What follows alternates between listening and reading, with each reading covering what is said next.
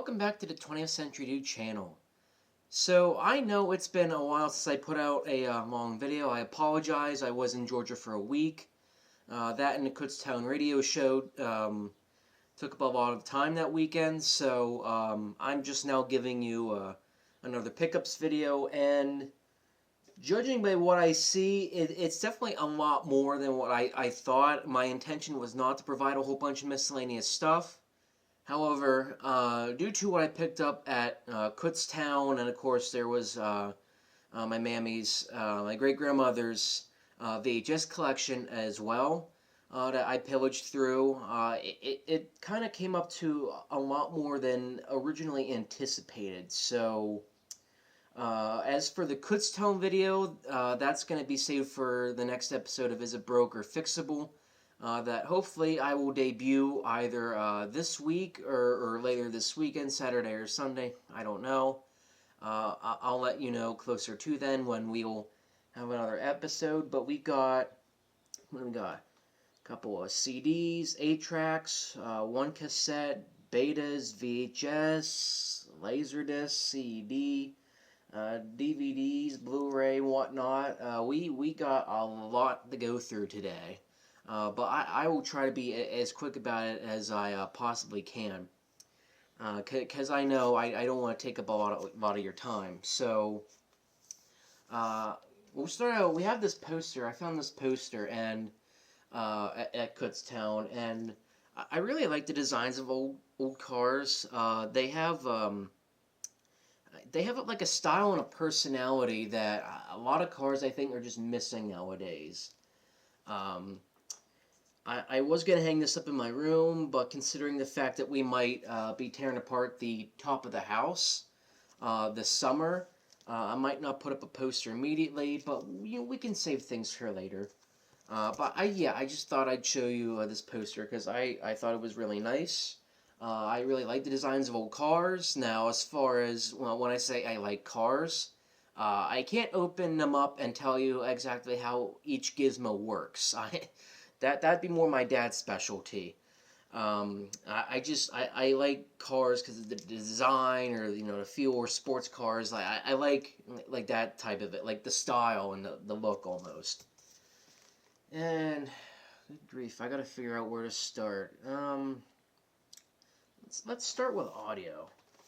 I guess we'll go with 8-track first. So.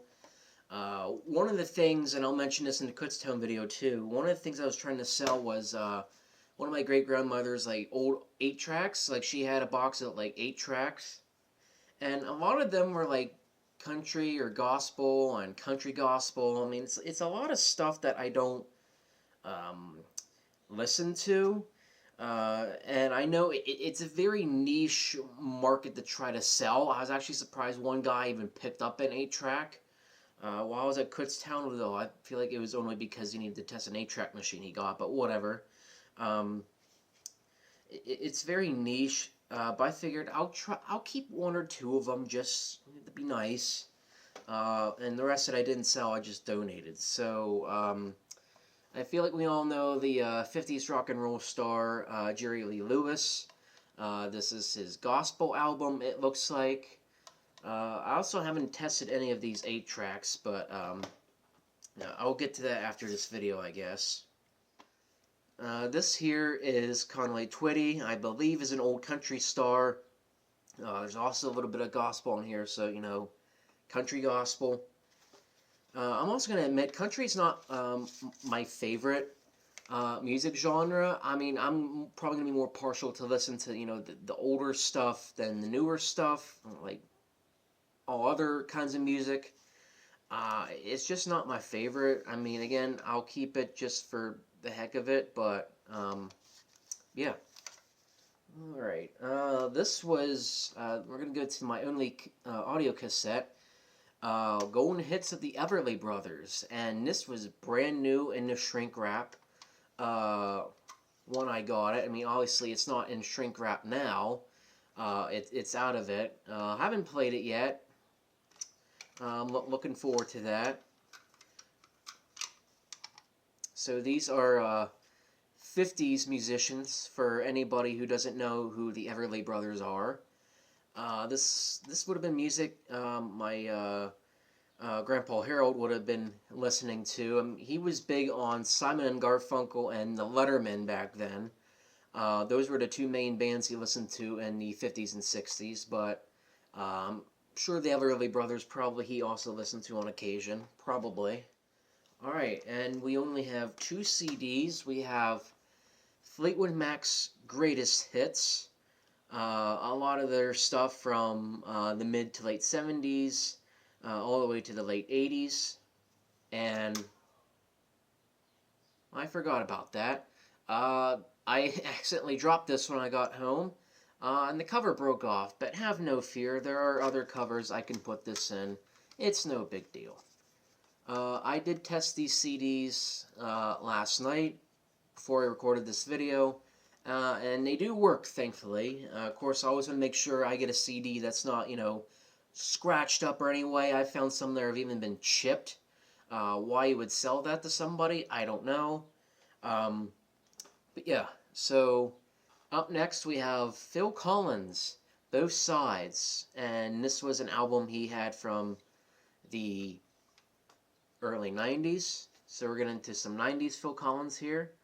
And I don't have a lot of Phil Collins as far as like anything on tape or CD or vinyl or anything like that, so it's nice to have one more in my collection.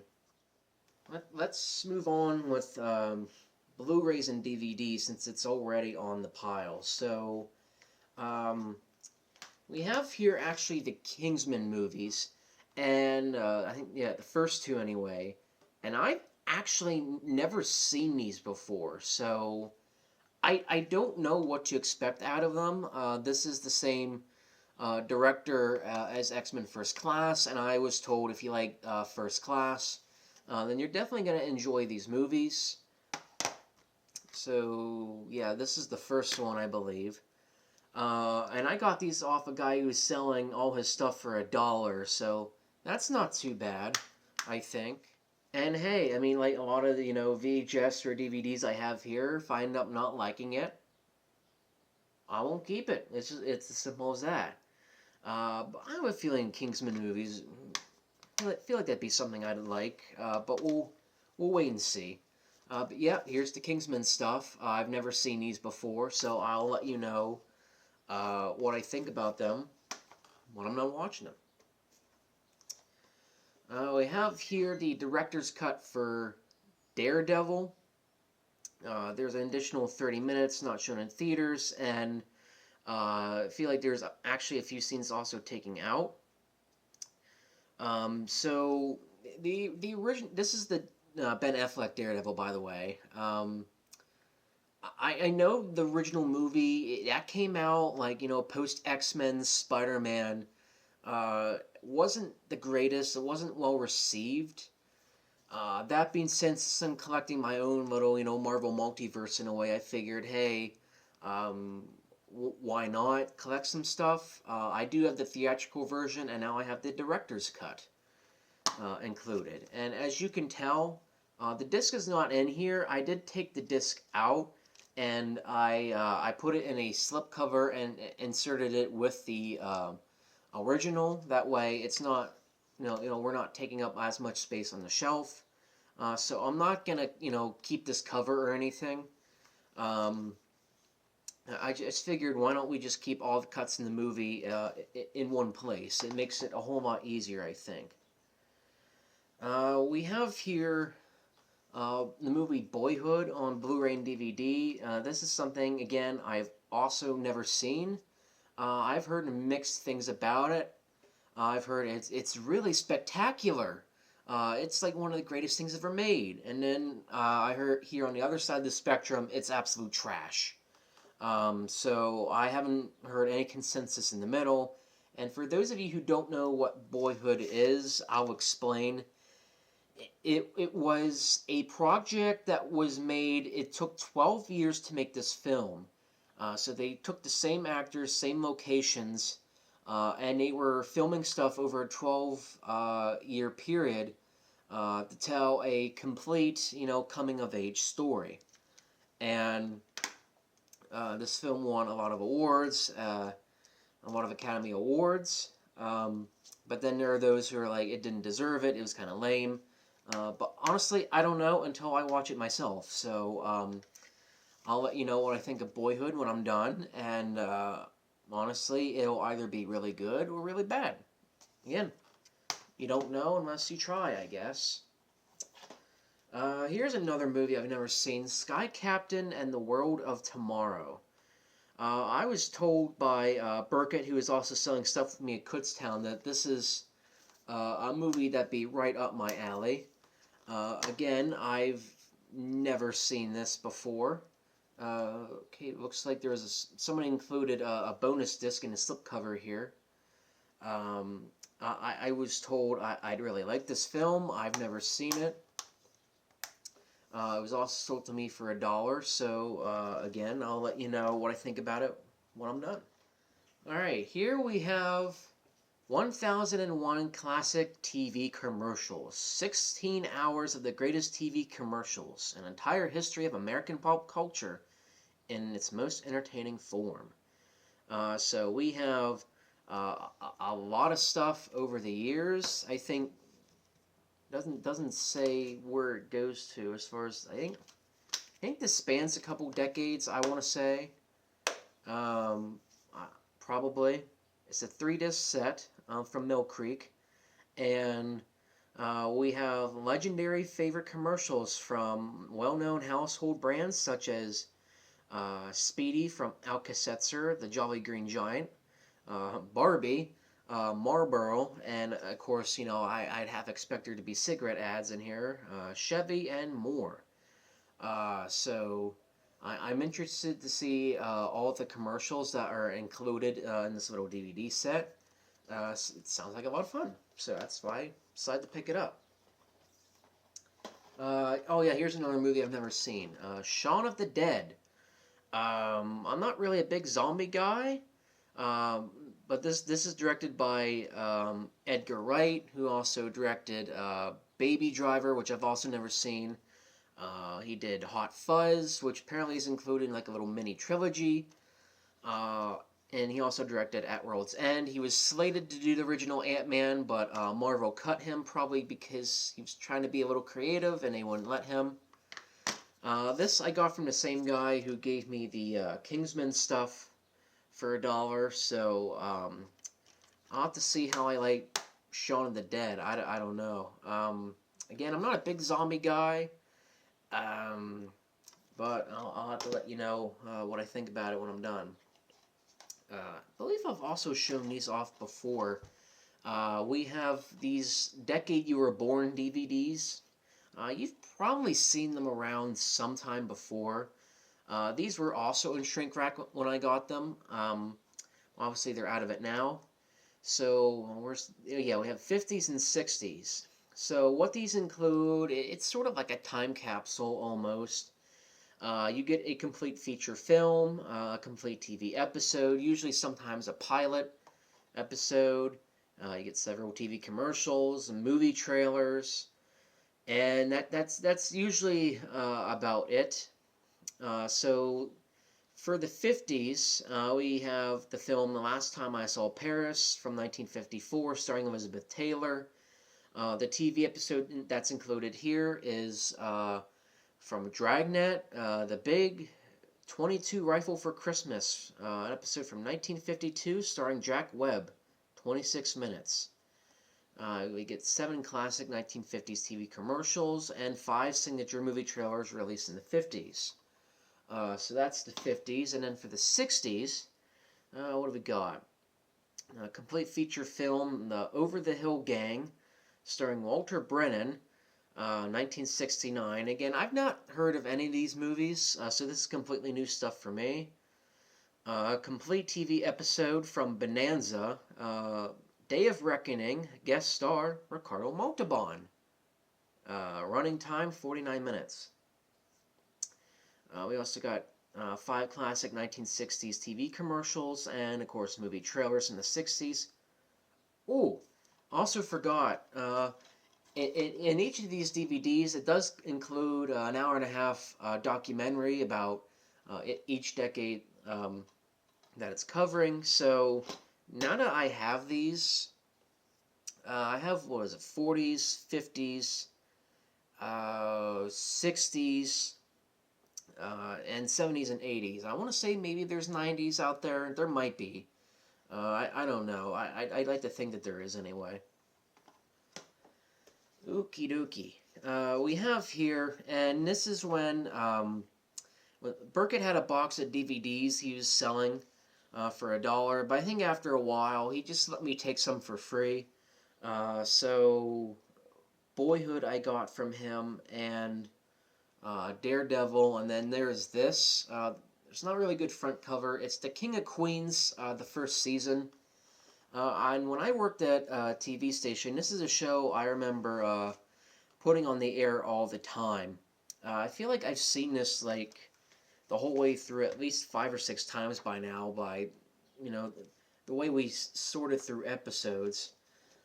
So we have here a little guide on when it was on TV at that point, and the list of episodes and the descriptions and whatnot. And it's separated into, we got 3 discs in here. I hope I'm holding that up right so y'all can see. We do have 3 DVDs in here. Whether or not I'll keep, I'll collect the rest of the show, maybe. I don't know. I might. So, what do we want to move on to next? Why don't we move on to our only LaserDisc, The Hunt for Red October. Again, another movie I've not seen. This is one of the movies I keep telling people I'll get around to it eventually, and I think I will definitely watch it this summer. I heard it's really good. It's the first part in the Jack Ryan movie series, and I gotta remember, so this one has Alec Baldwin in it playing Jack Ryan, and I know Chris Pine did one, the most recent movie. Harrison Ford did 1 or 2, I think, and then Ben Affleck did one in the early 2000s. I think that was, that was Sum of All Fears. But this is the first one, The Hunt for Red October, and I did test it last night, and judging by what I've seen, it does work, so definitely going to watch The Hunt for Red October this summer. I'm looking forward to it. And we have 3 CEDs here. We have 1 James Bond and 2 Pink Panthers, but we'll get the Pink Panther first. The Return of the Pink Panther. This is the 3rd movie with Peter Sellers in it. Technically, it's the 4th overall Pink Panther movie. There is an Inspector Clouseau entry, but I don't like to count that one because it's awful. But this is when it's the mid-70s and Peter Sellers returned to the role. And the guy I got these off of, the CEDs, apparently he got them from a factory where they would, press the movie, but they would purposely put them in the wrong caddy because they didn't want to spend extra money to put them in the right caddy or whatever the story was. So most of them actually had like a description on the bottom of what the movie actually was inside, which is a shame because there were 2 copies of The French Connection there. And I do need another copy of The French Connection because, unfortunately, the one I did get years ago didn't work. It was just unplayable. I couldn't watch anything. But the 2 copies that were there apparently never had French Connection in them. So I couldn't get that. But the copies that were actually legit copies, we have here Return of the Pink Panther, and then there's Revenge of the Pink Panther. This is the 5th one with Peter Sellers, and the last complete one he was in because he would die right before Trail of the Pink Panther came out. And Trail of the Pink Panther was a mix between like deleted scenes and outtakes and little interviews, just honestly Frankenstein together. But yeah, anyway, this is the last complete one he was in. And you'll notice here the top part is out. I'm currently running that through the CED player right now, cleaning the dirt off, and it does look pretty dirty already. That way, next time I want to watch this movie, I don't have to worry about all the dirt. That's a good thing you want to do for CED. when you get new movies. Not new movies. When you get something new for yourself. It's good to play it through the whole way, just to clean any dirt that might be on the disc, because it could have been like 20 to 30 years since these were last played. That way, next time you go and you watch the movie, you have very little dirt to worry about. But here's Return of the Pink Panther. And we have our only James Bond entry. We have You Only Live Twice. And this is the fifth one with Connery in it. This is the fifth movie overall. And I already have this on LaserDisc.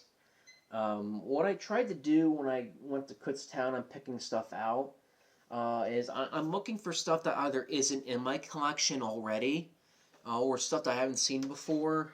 Again, like Shaun of the Dead, not seen. But this is, one of the exceptions I made. The guy I bought the CDs from, he was like, 3 for $5. I figured, that's not bad. Why not? But yeah, this is You Only Live Twice. And I already have this on LaserDisc, so I suppose if I ever need an extra copy for something, there I am. And this came from Stockton, Illinois. Some guy's name is on it. I'm not going to mention who it is for anonymous purposes, but yeah, I think we know who this belonged to now. What do we want to do? Alright. Let's move on to betas. So, Burkett was selling 2 boxes of betas, including a beta player, which he did manage to sell the beta player. And after a while, like the DVDs, he kind of just let me pick out what I wanted. So I figured I'd pick out at least 2 or 3. Stuff, again, mostly I've not seen. So these are all, well, 2 of the 3 anyway, are stuff somebody recorded off their TV back in the day. So for this tape, we have both the Crocodile Dundees. I've not seen Crocodile Dundee. No, it's a piece of Australian cinema from way back in the 80s. But I've not personally seen Crocodile Dundee myself, so I'll have to let you know how that turns out. Supposedly there's a third one, although I don't remember. I'm gonna have to check. Oh yeah. Also, if you can see here, if you can notice, they crossed out the Sicilian here. Must have taped over it with Crocodile Dundee. The Sicilian was a book written by Mario Puzo, who wrote the Godfather stuff, a whole bunch of other mob books. And I guess somebody taped over the Sicilian and replaced Crocodile Dundee, it looks like. And what do we want to get to? Yeah, okay, here's another pre-recorded one. We have here Jewel of the Nile and Psycho 2. We have 2 sequels, it looks like. Jewel of the Nile was a sequel to a movie called Romancing the Stone. I don't know if any of you have seen that. And Psycho 2 is obviously a sequel to Psycho 1. Honestly, I don't really see why any of the Psycho, why needed any sequels whatsoever. I feel like that's kind of unnecessary. Although there are some people that say, hey, Psycho 2 is good. I don't know. Personally, it's not something I'm in an immediate hurry to get around to yet, as far as Psycho 2 is concerned, but, I mean, hey, if it's good, it's good. But, yeah.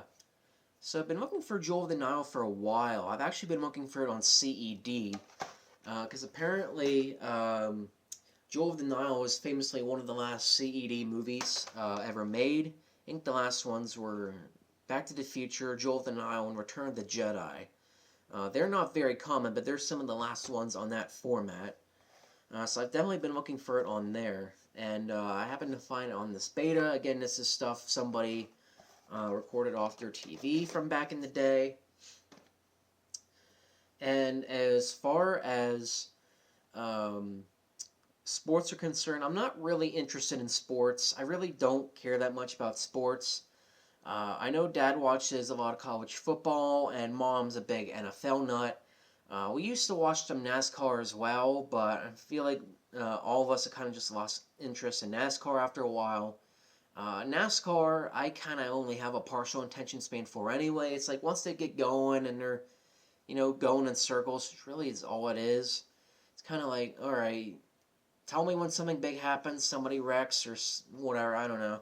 But we have here, anyway, from the NFL, and this is Super Bowl 9 from, was it January 12th, 1975, Steelers versus Vikings. It has here the score. The Steelers won 16 by 6. Spoiler alert, anybody who apparently didn't know that. I'm sure there's probably a few sports nuts watching this video.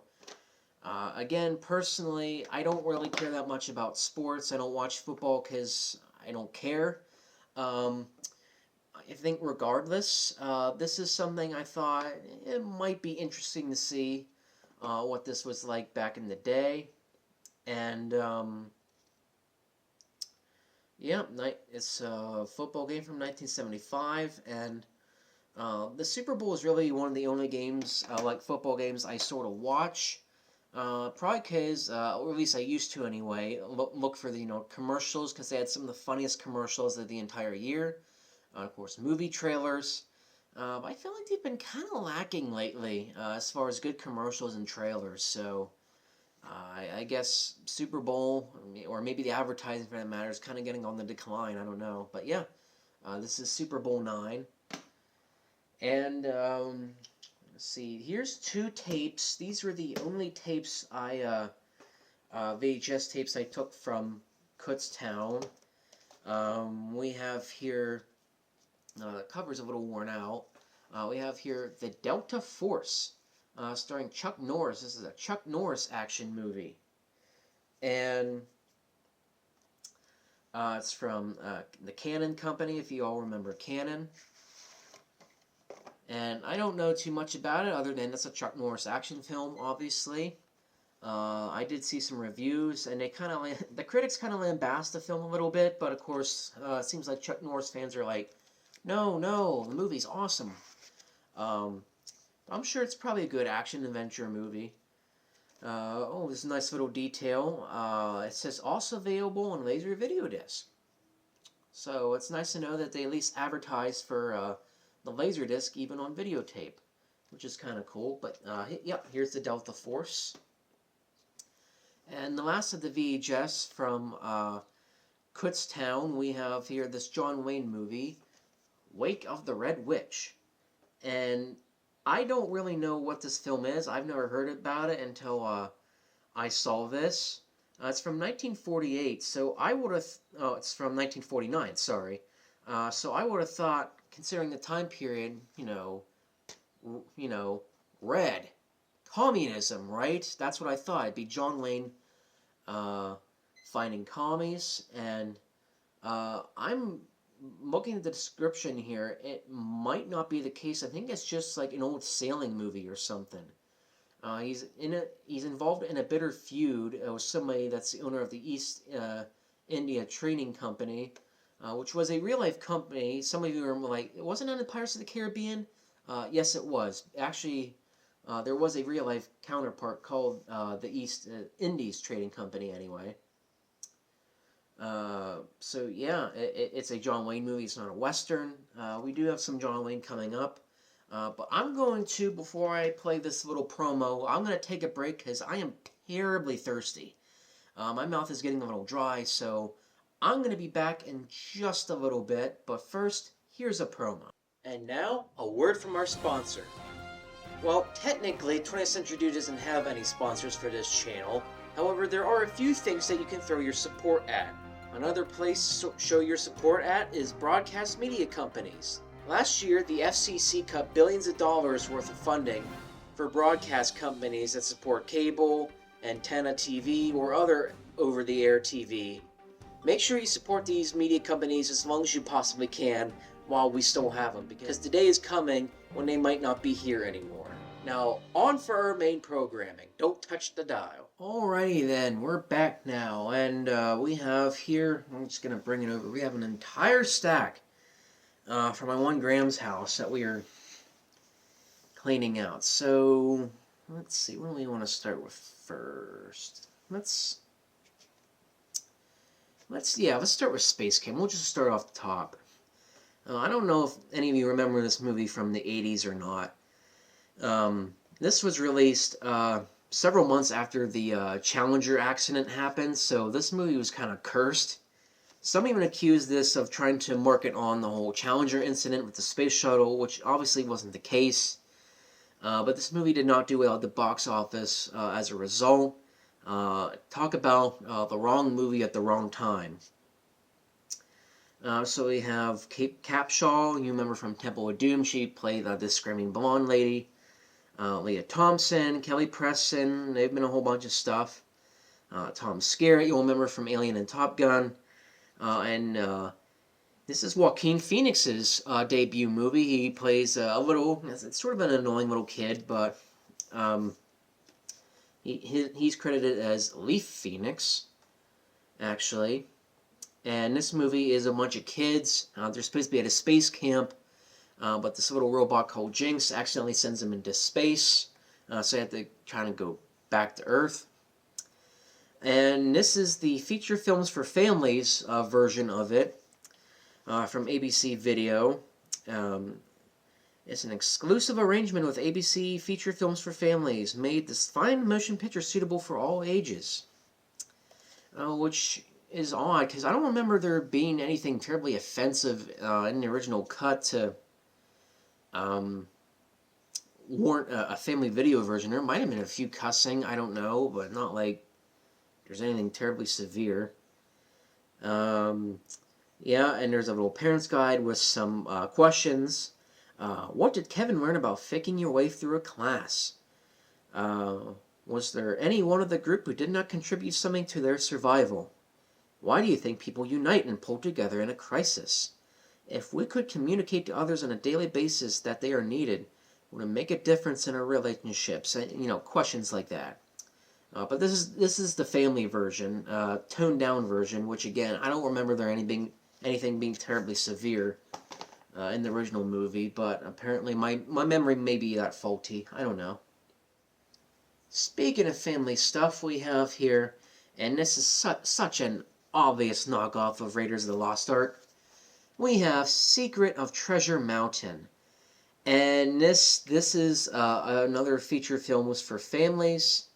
This is, I think, an original movie from them, from the early 90s. And again, it's such an Indiana Jones knockoff. It's not even close. Just look at the font. Of course, we got a family parents guide. More questions. Where did the monk say you can sometimes find the greatest treasure? What did he mean? What did Alden learn about being rich? What is the meaning of the parable of the cobbler as told by the monk? What did Alden finally understand about being a hero? And stuff like that. So I don't know how this is going to turn out. This is either going to be really trashy, and it's just gonna might throw it out or throw it around and abuse it. I don't I don't know. This might be something I might make fun of to death, or maybe it might be so bad it's good. I don't know. That's Secret of Treasure Mountain, starring the Buttercream Gang, whoever they are. It's probably really bad, but we'll see. I already have a copy of this. This is Ernest Goes to Camp.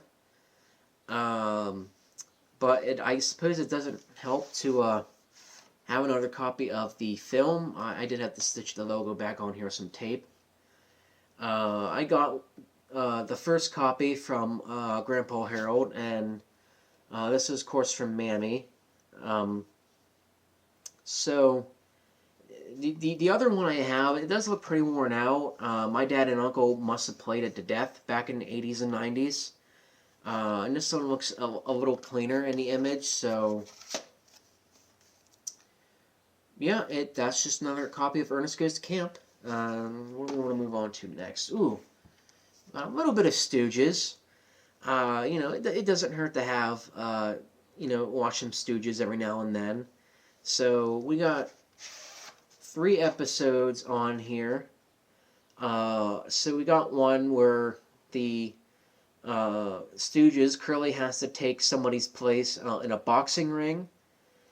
And there's another one, a famous one, where the Stooges try to prevent their millionaire father from marrying a young gold digger. So they try to prevent that marriage. And, it's the Stooges. You gotta watch Stooges every once in a while because it's great entertainment. This looks like stuff that they must have like recorded back in the day. So we got two movies. One was recorded on March 6, 1994, and we got another one recorded the day after, both 94. We have a movie called Pure Luck. I don't know what that is. And we also have The Green Berets, which was another John Wayne, pro-Vietnam from back in the 60s. So you can imagine that probably aged very well, considering all the, anti-Vietnam protests that were happening. So there's some pre-recorded stuff. We have North to Alaska, and I don't know if this is just one of his more unknown ones, westerns anyway, because I've not heard about this before. There's not as much information I could dig up about this film. But this film, it's North to Alaska, so we do have some more John Wayne. And lastly, we have another one called Red River. This is not obscure. This one, I believe, did win some awards back in the day when it was released. 1948, it looks like. And directed and produced by Howard Hawks, who, of course, did a lot of westerns. I want to say did he do, was that Rio Bravo? I think he did. Yeah, I want to say he also directed Rio Bravo. So yeah, here's another John Wayne western. Always catching up on my John Wayne movies. Here's the Robert Redford film Jeremiah Johnson. If any of you have heard of this film, I believe this did win awards back in the day. I think. So I don't have a ton of information to give you about this movie. Again, I've never seen of it. I don't have a lot of information myself, and whether I'll like it or not, I don't know. I guess we'll find out. So that's Jeremiah Johnson. Here's a fun one. So one of the boxes of Mammy's stuff apparently had a lot of like UFO and alien stuff. I find it hard to imagine she'd be really interested in any of that. So I have to wonder if it was one of her children's or grandchildren's or something that was into it. I figured I'd take at least one of them. For one reason, though, this is UFOs and Aliens from the Questar video collection, as seen on the TLC network. This is a documentary narrated by Jerry Ryan, who you will remember from Star Trek Voyager, and yeah, that's pretty much the only reason I got it, because, anyway, featuring stunning, state-of-the-art animation, interviews with top experts in the field of science, technology, and ufology. Based on factual evidence and explored with flair, this series provides an entertaining and exciting examination of UFO sightings, alien encounters, and our efforts to contact and communicate with possible extraterrestrial life and interstellar space. Ooh. Includes clips of Close Encounters of the Third Kind and Orson Welles in his War of the Worlds Prime. Alrighty. So that's UFOs and Aliens in a nutshell. We have here, I have this on DVD already. This is the Great Outdoors with Dan Aykroyd and John Candy. Again, I said I want to try to get things I don't already have, but this is one of the few exceptions I decided to make. I think The Great Outdoors it's an okay film. It's not my favorite John Candy movie. It's alright if you want like a light laugh. There's some quirky stuff with like a bear and some raccoons. Of course, it's also John Candy trying to get along with Dan Aykroyd the entire movie. Of course, set in the outdoors. It's set at a cabin. This family going to the woods. Um, yep, that's The Great Outdoors, if you remember that from the 1980s. Here's a Daniel Day-Lewis movie, The Last of the Mohicans, which I've also never seen. And I'm looking forward to it just because of Daniel Day-Lewis alone. The two movies I've seen him in, Lincoln and Gangs of New York, his performance in the both of them is just phenomenal. Like, this guy was born to be an actor. He is very talented at what he does. This is from, was it 2000? So, yeah, I'm definitely looking forward to watching this movie, simply because of that actor alone. And last but not least, we had a very interesting one I found. It's the secret KGB JFK assassination files, hosted by yours truly, James Bond, Roger Moore. So, I'm interested to see what Roger Moore has to say on the matter, featuring the following exclusives. Original KGB footage of gunshot and ballistic tests is presented to recreate the Kennedy assassination. KGB agents' original film footage shot in location in Dallas, Texas after the assassination. KGB intercepted CIA documents that support the KGB position. KGB film and photos of the persons they claim responsible for the Kennedy assassination as they were secretly followed, and you get the point. Basically, I think this is trying to hold accountable whether or not the KGB had some responsibility in the assassination of our famous U.S. president. And I'm no, superstitious man or conspiracy theorist by any means. And I'm typically a traditionalist when it comes to the JFK assassination. However, due to some documents released lately about the CIA's involvement with the assassination, it would not surprise me in the latest if somebody other than Lee Harvey Oswald was out to get this guy. Apparently JFK was really hated by a lot of people more than what we thought he was. I mean, we know the CIA didn't like him. Lee Harvey Oswald didn't like him. I'm sure there's a good amount of Russians, too, that didn't like him. But yeah, a lot of people hated that guy. So, you know what? It wouldn't surprise me if there were a few organizations that, decided, hey, we're going to work together and we're going to basically wipe this guy out. It's a really sad story.